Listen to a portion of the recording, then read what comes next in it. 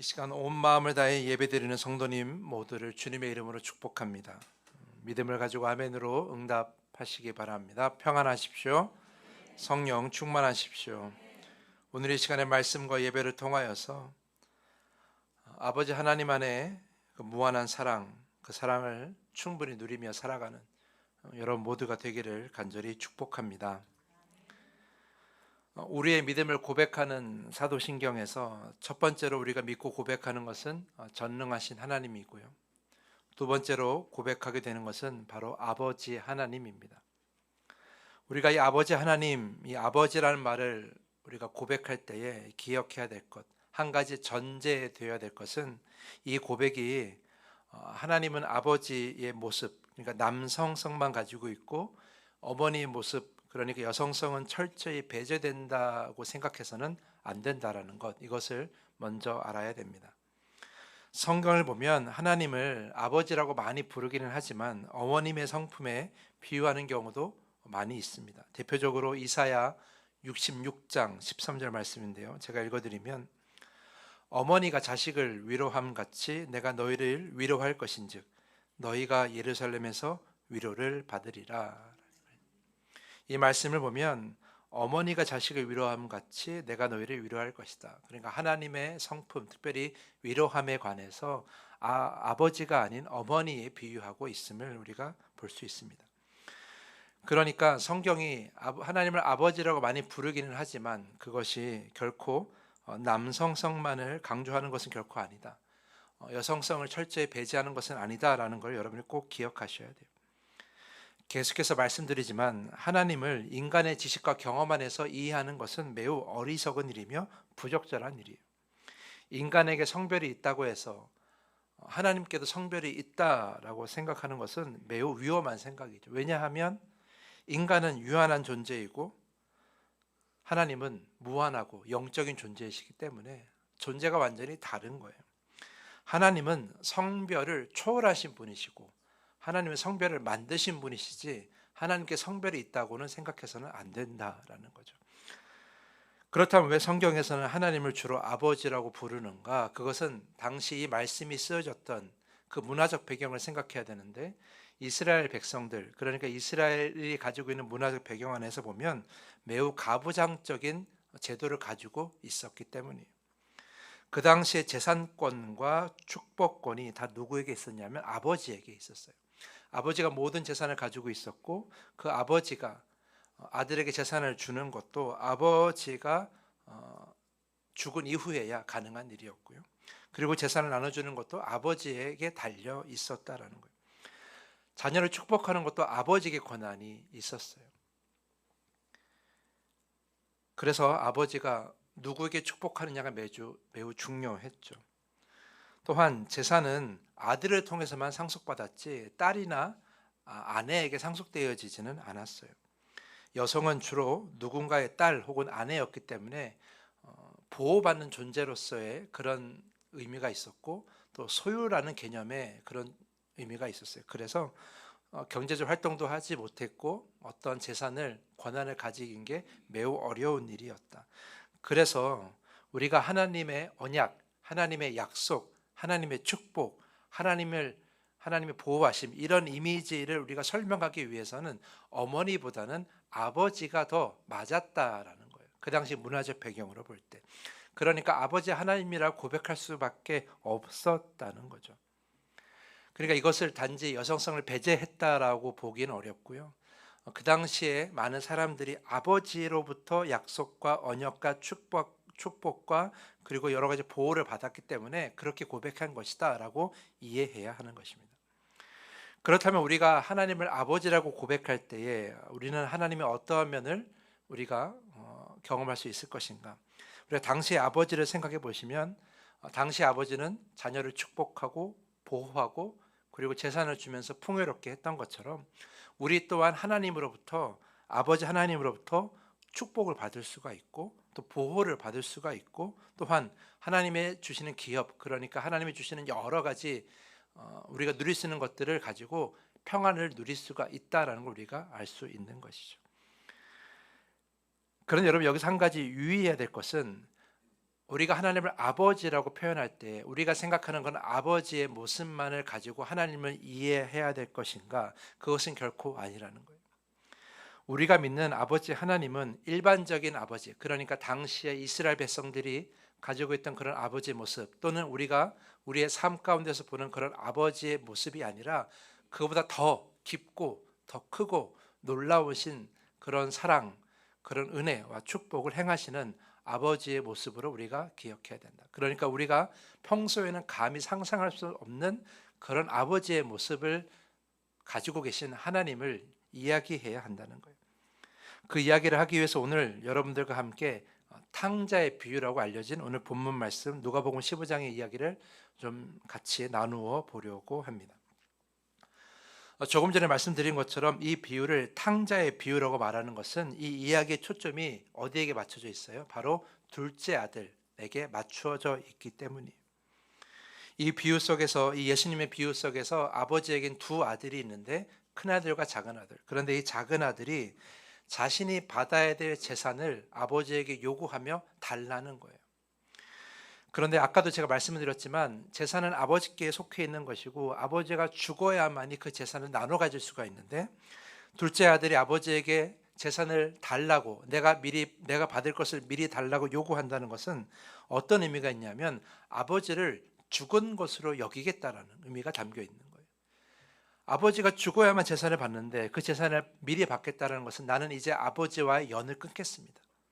그러니 제가 받을 몫을 미리 주십시오. 저는 아버지와 상관없이 살겠습니다. 이 가문과 상관없이 살겠습니다라고 이렇게 이야기하는 것과 마찬가지예요. 아버지와 아들의 관계가 끊어진 거죠. 그런 의미가 담겨 있는 거예요. 사실 이런 경우에는 아버지가 그 아들의 요구를 들어줄 이유가 없는 거죠. 왜냐하면 아버지는 아직 살아 있으니까. 이 권한이 누구에게 있어요? 이 모든 재산의 권한이 아버지에게 있기 때문에 죽기 전까지는 줄 이유가 없는 거예요. 그런데 오늘 비유 속에서 아버지는 작은 아들의 말대로 줍니다. 그 작은 아들은 미리 받은 재산을 가지고 뭘 합니까? 13절 말씀 보면 그 아들이 재물을 다 모아가지고 먼 나라에 가서 거기서 허랑방탕하며 그 재산을 낭비하였다라고 되어 있어요. 왜 굳이 먼 데까지 갔을까? 아버지를 죽은 것처럼 여기고 아버지와의 관계를 끊어가면서까지 그 재산을 가졌다면 그 아들은 그 땅에서 살 수가 없는 거예요. 큰 죄인이기 때문에. 그 당시의 사회적 문화적 배경으로는 도저히 이해할 수 없기 때문에 그 땅에서 살 수가 없는 거예요. 사람 취급받지 못하는 거예요. 어쩌면 부모를 공경하라는 십계명을 제대로 지키지 않은 것이기 때문에 돌에 맞아 죽을 수도 있는 그런 큰 죄를 범한 게 바로 둘째 아들이에요. 그러니까 자기 땅에서는 그 돈을 쓸 수가 없는 거죠. 어디로 가요? 먼 나라. 자기 땅이 아니라 다른 나라에 가서 그 재산을 다 탕진하는 거예요. 13절 말씀대로 허랑방탕하게 그 재산을 낭비하게 되는 거죠. 그래서 오늘 우리가 이 비유를 뭐라고 그래요? 탕자, 모든 걸 낭비한 아들의 비유라고 이야기하는 겁니다. 그런데 이 이야기를 다시 한번 살펴보면 진짜 낭비한 사람은 둘째 아들이 아니에요. 정말 낭비한 사람은 따로 있는데 그것은 바로 아버지라는 거죠. 우리가 이 본문을 그렇게 이해해야 하는 거예요. 이 본문을 가만히 보면 우리 예수님의 비유에서 등장하는 이 아버지는 네 가지를 낭비하게 돼요. 그것이 무엇인가? 첫 번째로 이 아버지가 낭비하는 것은, 첫 번째는 자신의 명예를 낭비하게 됩니다. 자신의 명예를 낭비해요. 조금 전에 말씀드린 것처럼 유산을 달라고 하는 것은 아버지를 아버지로 취급하지 않겠습니다. 저는 아버지의 아들이 되지 않겠습니다는 의미거든요. 그리고 아버지가 빨리 돌아가셨으면 좋겠습니다. 저는 죽은 것으로 여기겠습니다는 의미를 가지고 있는 거예요. 그러니까 아버지를 인정하지 않는 것은 공개적으로 모욕하는 거예요. 이 이야기가, 그 아버지에게 자신이 받을 재산을 미리 요구했던 이야기가 다른 사람에게 알려지잖아요. 그리고 그 아들에게 재산을 준 거를 다른 마을 사람들이 알게 되잖아요. 그러면 마을 사람들이 뭐라고 하겠습니까? 아이고, 아버지에게 사랑이 많아서 그 재산을 미리 줬군요. 아들을 불쌍히 여겨서 그 재산을 미리 줬군요. 잘했군요. 이렇게 얘기할까요? 아니에요. 아까도 말씀드렸지만 아들이 요구한 건 돌에 맞아 죽을 매우 큰 죄를 범한 거였어요. 그런데 아버지가 그 아들의 말을 그대로 행하고 제사를 미리 주었다면 그 마을 사람들의 아버지는 뭐라고 여길까? 바로 실패한 아버지, 실패한 가장이라고 손가락질할 수밖에 없다라는 거예요. 남들에게 자랑할 만한 이야기가 아닌 거예요. 아들이 나를 죽은 것처럼 여기고 아버지를 여기지 않고 재산을 받을 걸 미리 달라고 했습니다라고 말할 수 있는 내용이 아니라는 거예요. 그런데 이것이 소문 날 것을 알면서도 아버지가 아들에게 그 재산을 나누어 준 거죠. 실패한 가장, 실패한 아버지, 자식을 잘못 키웠다는 그 낙인을 기꺼이 감당하겠다라는 거예요. 그런 낙인을 기꺼이 감수하면서 자신의 명예가 바닥에 떨어질 걸 감수하면서까지 아들의 요구를 들어준 것. 그러니까 결국 아버지가 낭비한 건 뭐예요? 자신의 명예를 낭비한 거예요. 지킬 수 있는 명예를 땅바닥에 떨어뜨리고 내던지고 낭비한 것이나 마찬가지라는 거예요. 그래서 아버지가 첫 번째 낭비한 것은 바로 자신의 명예를 낭비했다. 두 번째 아버지가 낭비한 것은 무엇인가? 바로 자신의 미래를 낭비했다라는 거예요. 오늘 읽지 않았지만 12절 말씀을 보면 아버지가 재산을 어떻게 나누어 줬느냐? 각각 나누어 주었다라고 되어 있어요.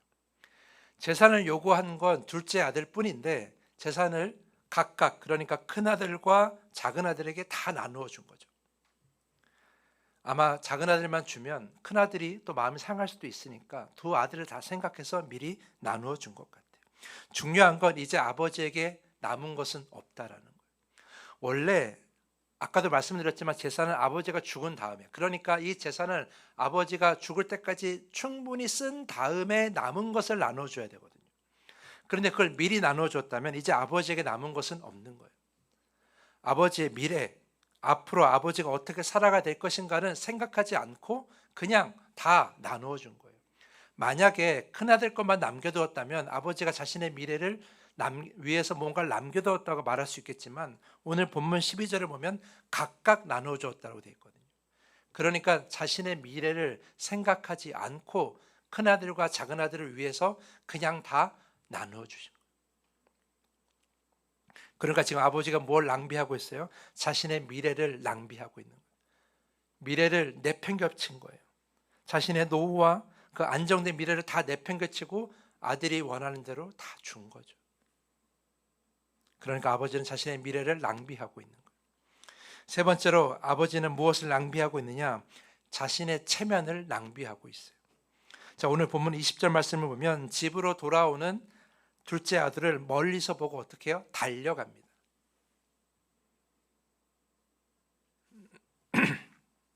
그런데 당시의 문화적 배경으로 보면 나이가 있는, 그러니까 한 집안의 가장이, 집안의 어른이, 어쩌면 한 족장의 그 가장 큰 어른이, 그 족장이 그렇게 누구 어린 사람을 향해 뛰어간다는 것은 감히 상상할 수가 없는 일이에요.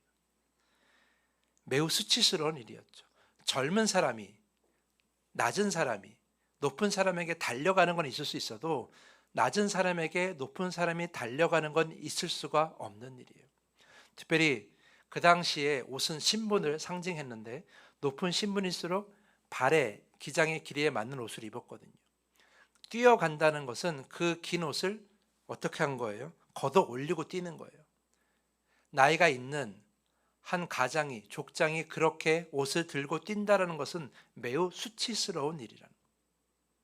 특별히 어디 가서 만났겠어요? 아들이 다 온 걸 기다리고 만났으면 집 앞에서 만났겠지만 지금 어디 아들에게 달려가고 있잖아요, 아버지가. 그러면 어디에서 만났겠어요? 마을 사람들이 많은 그곳에서 만났을 거예요. 그러면 아버지가 아들을 향해 뛰어가는 걸 누가 다 봤어요? 마을 사람들이 다 본 거예요. 감히 상상할 수 없는 그러한 일을 지금 아버지가 하고 있는 거죠. 그것도 수치스러운데 죄인이었던, 돌팔매질 당할 수 있었던 그 아들을 그렇게 달려가서 맞이한 것은 왜 그러냐면 자신이 먼저 가지 않으면 마을 사람들이 그 아들을 돌로 쳐 죽일까 봐 염려가 됐던 거예요. 그러니까 어떻게 해요? 아들을 살리기 위해서 자신의 체면도 마다하지 않고 달려간 거예요. 다시 말해 아들의 체면을 지켜주기 위해서, 아들의 체면을 살려주기 위해서 자신의 체면을 내버리치고 내동기치면서 자신의 체면을 낭비하면서까지 아들에게 달려간 것이 바로 아버지라는 거죠. 마지막으로 아버지가 낭비한 것은 무엇이냐? 바로 은혜를 낭비했어요. 자, 오늘 본문을 보면 아들이 그냥 아버지에게 가지 않고요, 사죄의 말을 준비합니다. 나는 아들로서 자격이 없으니까 품꾼의 하나로 써달라는 그런 말, 그런 고백을 연습해서 가요. 그리고 아버지 앞에서 실제로 그렇게 말을 하려고 합니다. 이건 너무나 당연한 거죠. 아까도 말씀드렸지만 돌에 맞아 죽을 죄를 범한 것이 둘째 아들이었기 때문에 사실 그 아들이 마을 사람들이 돌에 맞아 죽어도 아버지는 그렇게 내버려둬도 아버지에게 아무런 손가락질 할 사람이 없어요. 오히려 그러한 아들을 두둔하는 것이 손가락질 받을 일이었죠.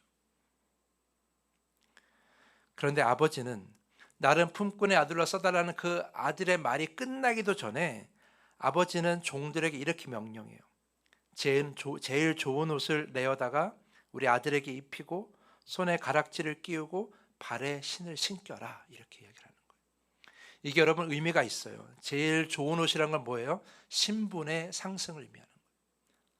그 당시 옷은 신분을 의미했기 때문에 다시 예전의 신분으로 회복시키는 것이 바로 좋은 옷을 입힌다라는 거고요. 가락지를 끼운다는 건 뭐예요? 아들의 권한을 다시 주겠다라는 거예요. 아들의 권한을 다시 부여하는 거죠. 아들은 아버지와 연을 끊겠다고 나갔는데 다시 아버지는 아들에게 아들의 권한을 다시 부여하면서 손가락에 가락지를 끼워준 거예요. 세 번째, 신발을 신기는 건 뭐예요? 자유롭다라는 걸 인정하는 거예요. 지금 아들이 원하는 건 뭐예요? 저는 종처럼 살겠습니다. 하지만 아버지가 아들에게 부여한 건 뭐예요? 자유예요. 사실은 그렇게 종처럼 살게 해도 그것도 한 아버지의 허락이 있어야 가능한 일이거든요. 아버지가 너 같은 아들 이제 더 같은 사람 볼 필요 없다, 나의 마음에 큰 상처를 주었으니까 나는 너랑 함께하지 않겠다 라고 말을 해도 그 누구도 그 아버지를 비난하지 않을 것인데, 그렇게 내쫓을 권한이 아버지에게 있음에도 불구하고 아버지는 그 권리를 사용하지 않는 거예요. 대신 뭘 해요? 은혜를 베푸는 거죠. 은혜를 베풀 이유가 없어요, 아들에게. 그런데 은혜를 낭비하면서 은혜를 베풀고 있는 거예요. 어떻게? 다시 예전의 모습으로, 예전의 관계로 회복시키면서까지 은혜를 낭비하고 계시는 거예요. 그러니까 예수님 비유 속의 아버지는 이렇게 낭비하는 아버지였어요. 자신의 명예를 낭비하고, 자신의 미래를 낭비하고, 자신의 체면을 낭비하고, 자신이 가지고 있는 은혜 베품도 낭비하는, 그렇게 낭비하는 아버지였다라는 거죠. 당시 아버지라면 누구도 하지 않을 행동을 보여준 거예요. 일반적인 아버지의 모습이 아니라 매우 특별한 아버지의 모습을 보여준 거죠. 예수님께서 이 비유 안에서 아버지를 이야기하면서 이렇게 특별한 아버지의 모습을 보여주신 이유가 무엇일까? 그것은 바로 하나님 아버지가 바로 그러한 아버지시기 때문이에요. 그걸 우리에게 알려주시기 위해서 이런 특별한 아버지의 모습을 보여주시는 거죠. 그러니까 이 비유를 엄밀히 말하면 탕자의 비유가 아니라 탕부와 탕자의 비유라는 거예요. 낭비하는 아버지와 낭비하는 아들의 이야기. 그러나 그 목적은 다르죠. 아들의 낭비는 자신의 쾌락을 위한 것이지만 아버지의 낭비는 뭐예요? 자녀를 위한 것이었다. 이 탕부라는 말을 제가 처음 쓴 건 아니고요. 미국의 신학자 팀 켈러가 탕부 아버지라는 책에서 쓴 거예요. 그 책을 보면 이런 글귀가 있어요.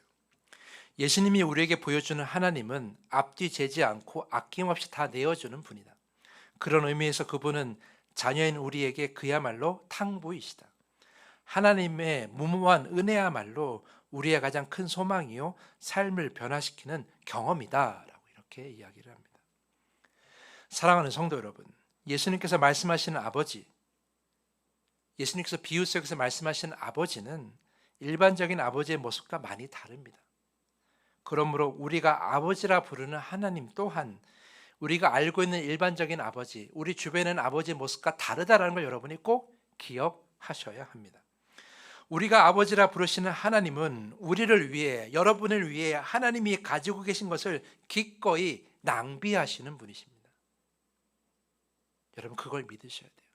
하나님은 여러분을 위해 기꺼이 낭비하시는 아버지 하나님이시다. 그 증거가 바로 십자가예요. 여러분 하나님은요 우리의 생명, 여러분의 생명을 살리기 위해 자신의 생명을 기꺼이 십자가에서 다 내어 주셨습니다. 이것이 얼마나 허무한 낭비예요. 하나님은 완전하시고 하나님은 이 세상을 창조하신 분이시고 그만한 능력이 있으신데 우리는 아무 능력도 없고 연약하고 죄인의 우리를 위해 하나님의 생명을 내어주신 것은 매우 너무나 큰 낭비예요. 근데 하나님이 그렇게 낭비하신 이유가 무엇입니까? 바로 여러분을 하나님 곁으로 부르시기 위해서라는. 오늘 본문 말씀을 보십시오. 오늘 본문 말씀에 둘째 아들이 어떻게 집으로 돌아오게 됩니까? 그 아버지가 낭비하는 과정, 자신의 모든 명예도 낭비하고 자신의 체면도 낭비하고 자신의 미래도 낭비하고 자신의 은혜도 낭비하고 나니까 그렇게 집으로 돌아올 수가 있었다라는 거예요. 우리 하나님은 그렇게 우리를 위해 모든 걸 낭비하시고 우리를 이곳으로 부르신 거예요. 집으로 돌아오게 하기 위해서. 하나님의 나라로 돌아오게 하기 위해서 우리를 위해 뭘 하신 거예요? 낭비하신 거죠. 우리가 믿는 아버지 하나님은 우리 주변의 아버지 같은 모습이 아니라 그보다 더 크고 놀라운 모습으로 우리를 위해 낭비하시는 아버지 하나님인 줄 믿습니다. 조금 전에 언급한 팀 켈러는 그의 책에서 이런 말도 해요. 하나님은 우리를 구원하기 위해 자신의 가장 귀한 것을 아끼지 않고 낭비하셨다. 그 낭비가 아니었다면 우리 중 누구도 집으로 돌아갈 수 없었을 것이다. 사랑하는 성도 여러분, 하나님께서는 낭비하시는 아버지시기 때문에, 탕부이시기 때문에 우리가 이렇게 주님 앞에 예배할 수가 있는 줄 믿습니다. 우리 하나님은 낭비하신 아버지시기 때문에 우리가 하나님의 자녀라고 감히 말할 수가 있는 거예요. 우리 하나님은 낭비하시는 탕부 아버지시기 때문에 우리가 하나님 나라의 백성이라고 말할 수가 있는 거예요. 우리 하나님은 낭비하시는 아버지시기 때문에 우리가 이렇게 기도할 수 있는 거고 우리가 이렇게 은혜를 누린다고 말할 수 있으며 하나님의 인도하심을 받는다라고 고백할 수가 있는 거예요. 아무런 자격도 없는데 하나님 우리를 내치셔도 그 누구도 뭐라 할 사람이 없는데 하나님은 그렇게 우리를 위해서 모든 것을 다 낭비하시면서까지 우리가 돌아갈 길을 만들어 주신 것은 하나님은 그만큼 여러분을 사랑하시고 여러분의 참된 아버지가 되시고자 하시기 때문이에요. 그러니 우리의 아버지 하나님은 그저 우리가 만나는 흔한 아버지 하나님이 아니라 모든 걸 다 내어주시는 그런 낭비의 아버지시라는 거죠. 그 낭비의 아버지, 그 탕부 아버지 때문에 우리가 이 시간에 예배할 수 있는 겁니다.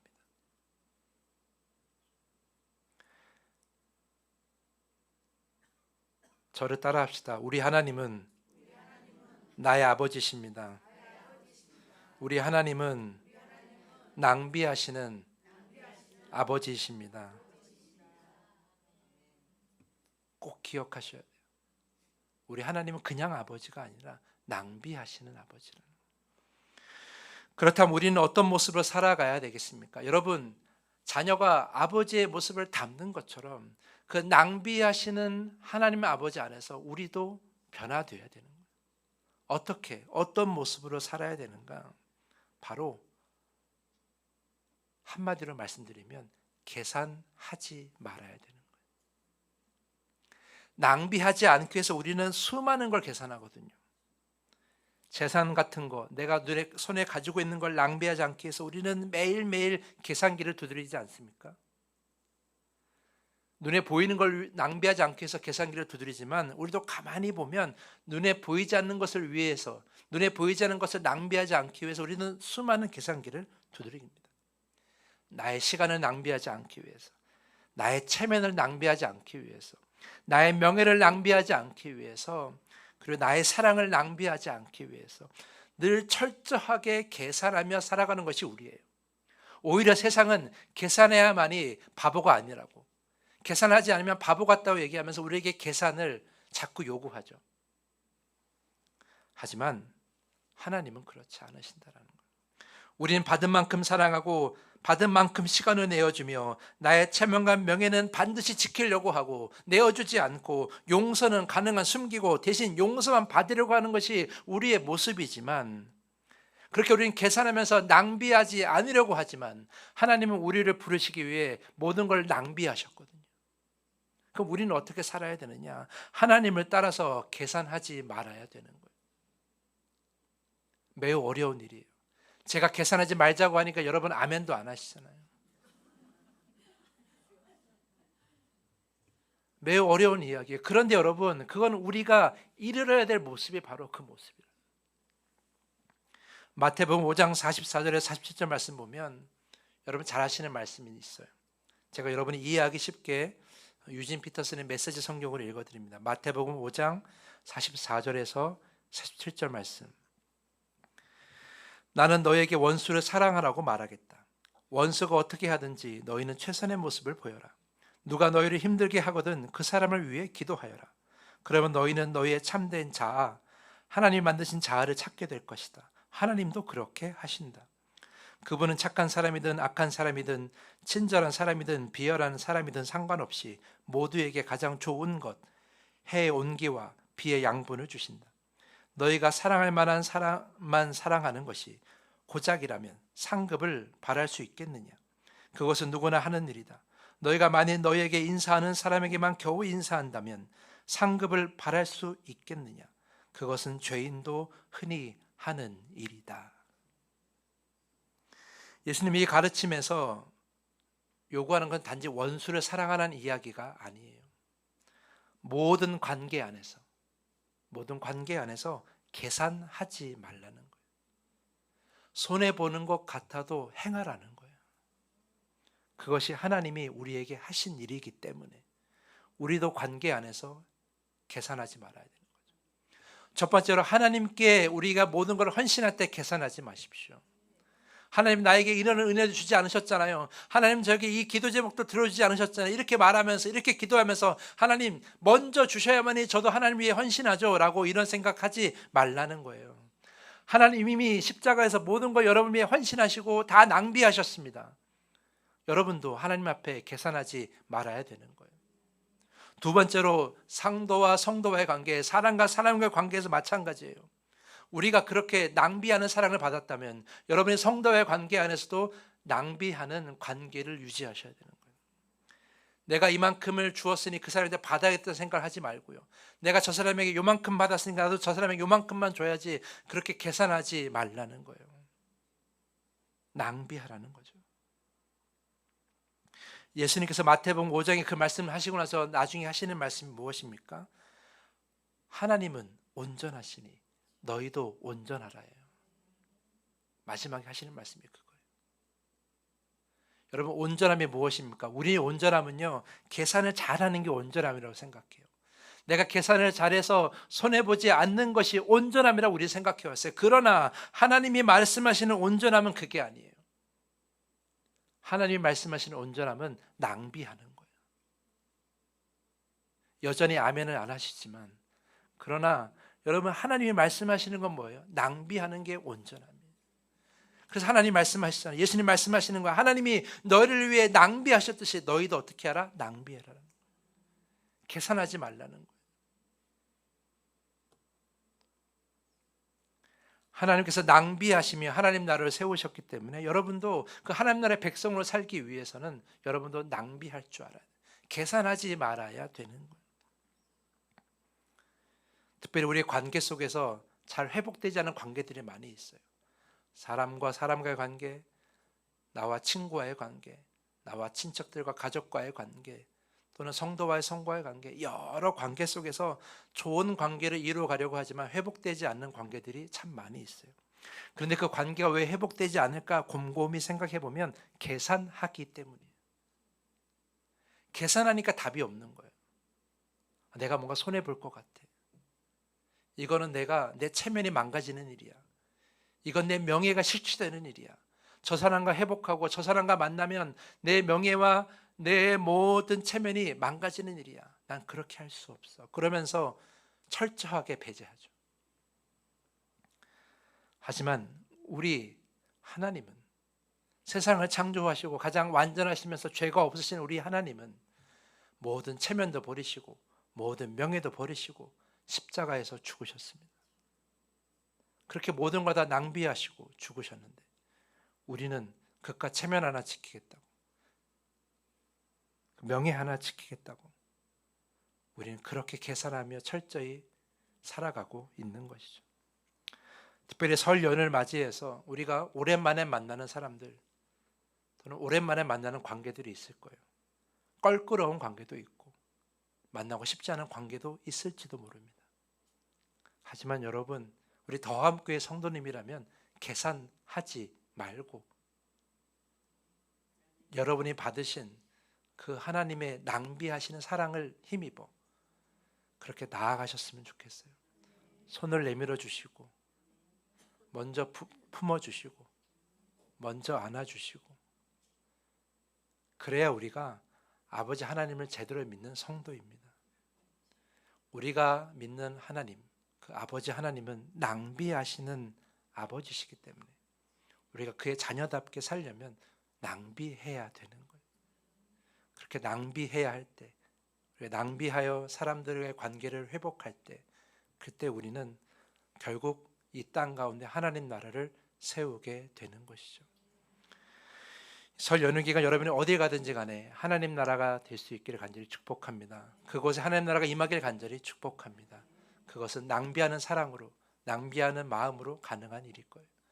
그렇게 어디 가든지 간에 하나님 나라를 세워나가며 하나님 나라의 백성답게, 특별히 하나님 아버지의 자녀답게 살아가는 더함교회 성도님 될 수 있기를 간절히 축복하면서 오늘 말씀을 마치겠습니다. 이 시간에 기도합니다. 오늘 말씀을 들으면서 여러분 각자의 마음속에 생각나는 사람들이 있을 겁니다. 내가 지금까지 너무나 철저히 계산해서 관계를 회복하지 못했던 그런 사람들이 아마 생각이 나실 거예요. 그게 누구든지 간에, 어떠한 관계든지 간에, 얼마나 오랫동안 회복 못했던지 간에 오늘 하나님은 여러분에게 말씀하십니다. 계산하지 말고 모든 걸 낭비하여라. 내가 너에게 주는 모든 것을 낭비하여 회복하여라. 어쩜 여러분들이 가지고 계신 수많은 문제들이 그 낭비하는 그 관계 안에서 다시 한번 이루어질지도 모릅니다. 오늘 말씀이 우리에게 깨닫게 해준 것처럼 아버지 하나님이 그렇게 우리를 위해 낭비하셨으니 나도 아버지의 자녀로서 그렇게 낭비하기를 원합니다. 내가 누구에게 그 넘치는 무모한 사랑을 줘야 되겠습니까?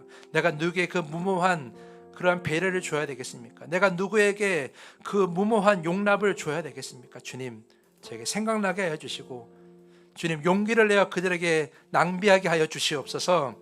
이 시간에 말씀을 생각하며 이렇게 기도하는 시간을 갖도록 하겠습니다. 우리 다짐의 기도를 주님께 드리겠습니다.